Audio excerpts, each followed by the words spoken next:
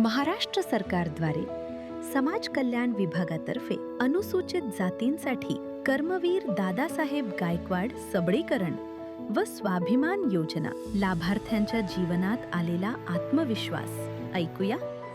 नमस्कार, मी प्रियंका भारत वासनिक, मुक्काम दाबा, तहसील जिल्हा भंडारा. मला समाज कल्याण ऑफिसमधून योजना मिळाली आहे. दादासाहेब गायकवाड सबळीकरण स्वाभिमान योजना मिळालेली आहे. शेती आम्हाला 2.5 एकर मिळालेली आहे. अगोदर आम्ही दुसऱ्यांच्या शेतामध्ये राबायला जात होतो. आता आम्ही स्वतःच घरी शेती करून सोनं पिकवत आहोत आणि हक्काची शेती करत आहोत. त्याच्यामुळे आमची आर्थिक परिस्थिती आता थोडी उंचावलेली आहे. अगोदर आमचं घर मातीचं होतं.